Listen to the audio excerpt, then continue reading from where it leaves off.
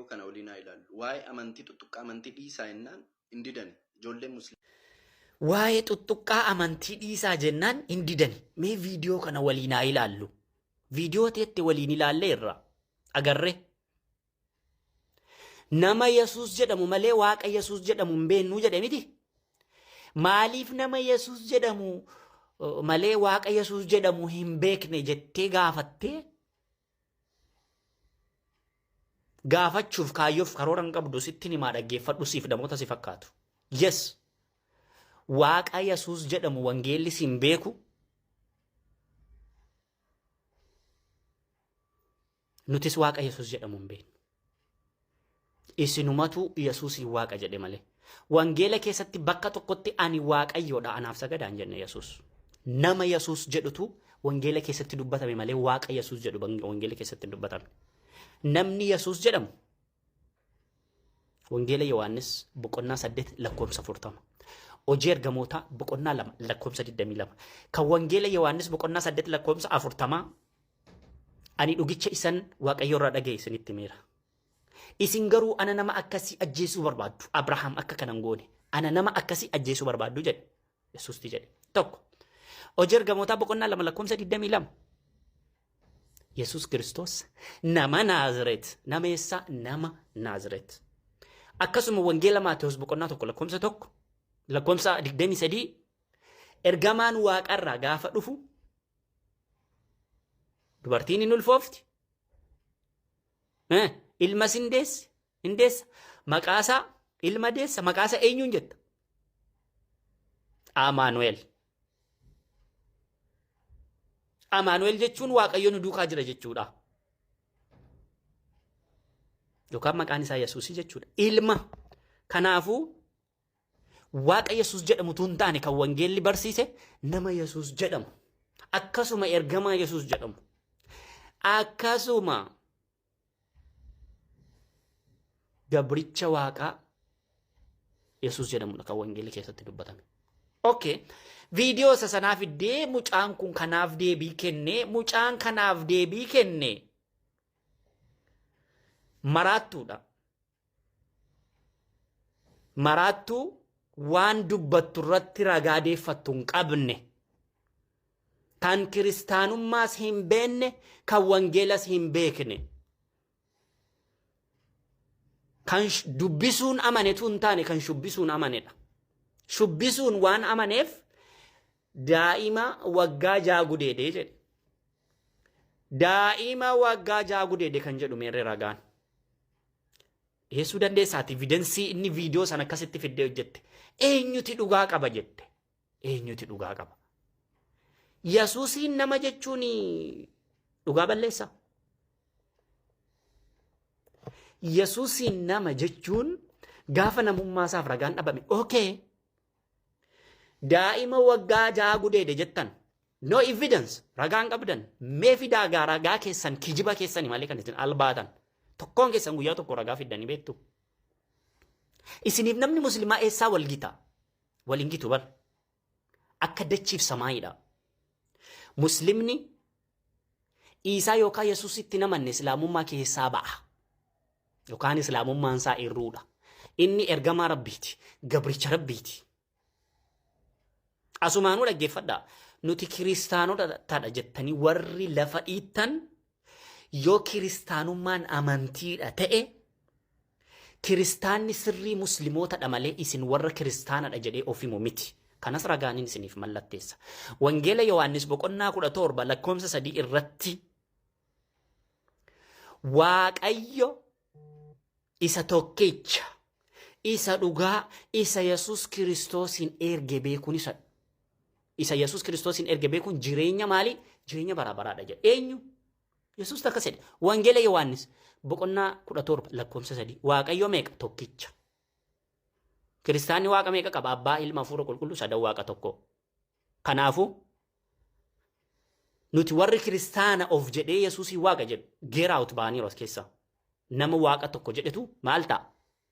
Jireenya bara baraa argata. Akkasuma Waaqayyo inni tokkichi inni dhugaan sun Yesuus Kiristoos isa inni erge beeke sanatu jireenya bara baraa argata. Kiristaanni Yesuusii Waaqa jedha malee ergamaa waaqayyoodhaan jedhu kanaafu remove jireenya barabaraa keessa hin argatu. Siniif galee nama Yesuusiin ergamaa waaqayyoodha jedhetu jireenya barabaraa argata. Jireenyi barabaraas akka kanaatti argama. Namni waaqayyo tokko jedhee amanu muslima qofa.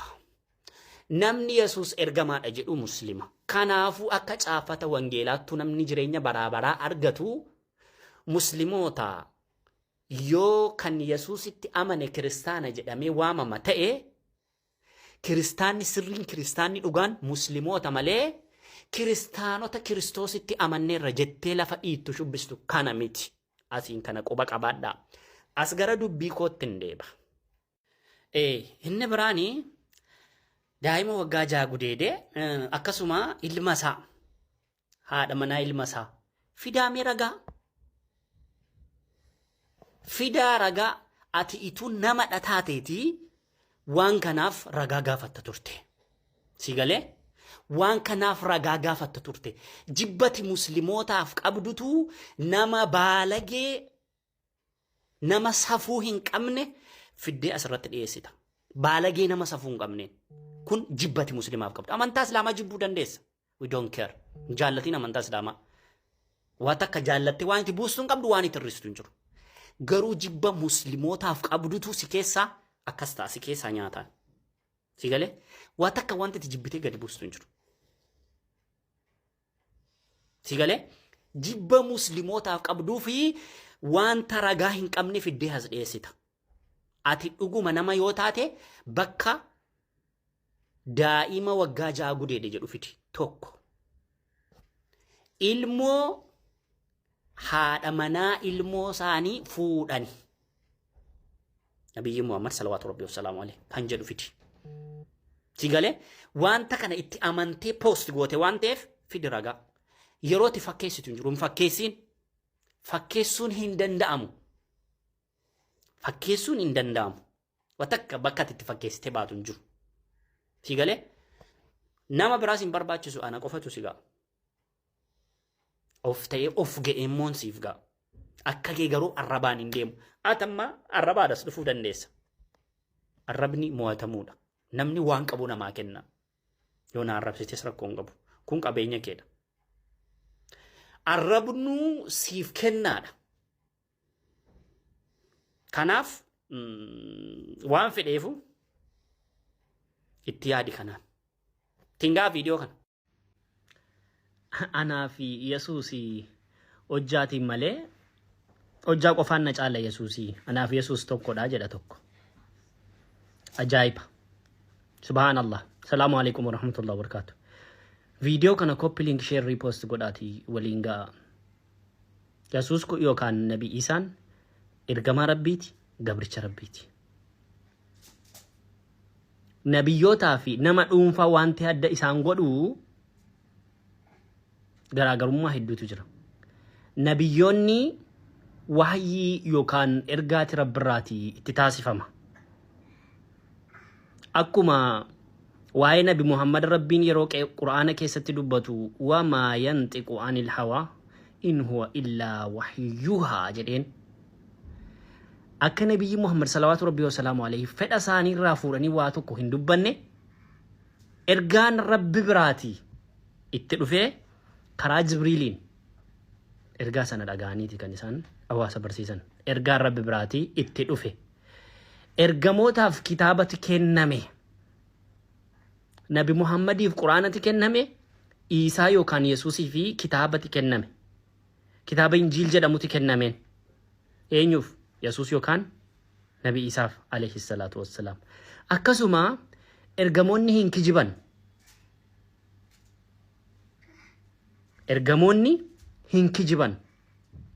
Sadarkaan imaanii namaa yookaan sodaa Rabbii namaa kan makluuqaa kun bakka sadiitti hirama. Kan uumamaa. Malaayikoonni akka Jibriil faa, akka Mikaa'el faa, akka Israafiil faa malaayikootadha. Isaan imaaniin isaanii konstaantiidha, bakkuma tokko dhaabbata. In dabalu in irratu. Fakkeenyaaf malaayikaan Israafiil ga'eensaa xurumbaa afuufuudha. Xurumbaa makana afaanitti qabatee dhaabbata. Amma gaafa rabbiin afuufi jennaan xurumbaa jalqabaa gaafa inni afuufu dacheen kun guutuun dhabama taatee namni duniyaa kanarra jiru hundi hin du'a. Qophii guyyaa qiyaamaaf jechuudha. Ganaa achi booda xurumbaan lammataa gaafa afuufamu afuuffaa xurumbaa lammataa yookaan gaarriitiin gaarrii jedhama. Loqodaa bakka biraatti. Hin kaafama namni. Kansaa imaaniin kan malaayikoota konstant achuma dhaabbataadha. In dabalu in irratu. Kan namoota akka koofi akka namicha aniif Yesuus hojjaa qofaan wal caalla jedhu kana ammoo wayaziidu bixxaa'aa wayanqusu bilmaasi'a. Yoo waan gaarii dalagne imaaniin kun hin dabala sodaan rabbi. Yoo waan hammeenyaa dalagne immoo waan fokkataa dalagne imaaniin kun gadi bu'a. Kan ambiyaa yookaan kan ergamoota rabbii immoo akki Muusaa, akki Isaa, akki Ibraahim yookaan Abrahaam, akki Suleymaan yookaan Salamoon, akki Daawud yookaan akki Daawud, akki Yunus yookaan Yoonaas. Isaan kun immoo imaaniin isaanii ol dabalaa adeema. Gadirratu ol dabalaa adeema. Sababiin isaa ajaja rabbi tokko ituu in irrisiin guutu isaan. Kan isaanii daataan imaana isaanii ol dabala malee gadirratu. Sababni maali? Isaan maasiyaa yookaan badiirraati maasuum. Warra badiirraati of qabudha badiin dalagan. Rasuulli sallallahu alaihi wasallam ilmaan aadamiin dogongoruu irra caalaan ilmaan aadam warra dogongoroota isaanirraa deebudha. Ambiyoonni garuu badii hin dalagan. Siniif galee ergamoonni rabbi ispeeshaalii ergamoota rabbii keessaa immoo ergamoonni 5 adda. Nabiyyana Nuh alayhi salam yookaan Nuh, Abrahaam yookaan Nabi Ibrahim alayhi salam, akkasuma Muusaa yookaan Musee alayhi salam, akkasuma Yesuus Isaa yookaan Yesuus alayhi salam nageenya rahman rabbi sarraa jiraatu, akkasuma Nabi Muhammad salawatu rabbi wassalamuhu alayhi. Isaan kun ulul azmi warra obsaan beekamu jedhame warra amaname obsaan. Seenaa jara kanaa tokko tokko yoo kaasne dheeraadha.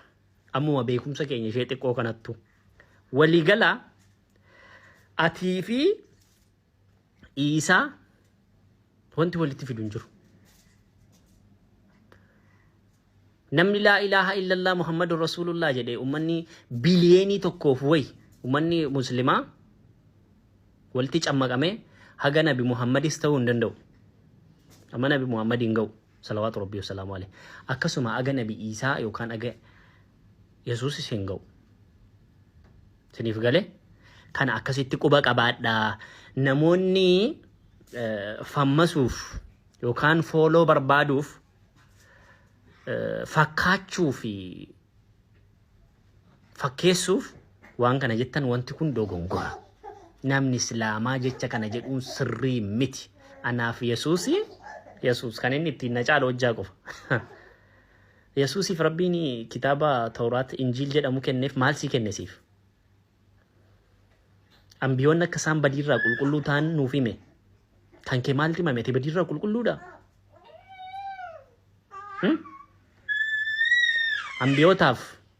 Ambiyoonni warra jannataadha.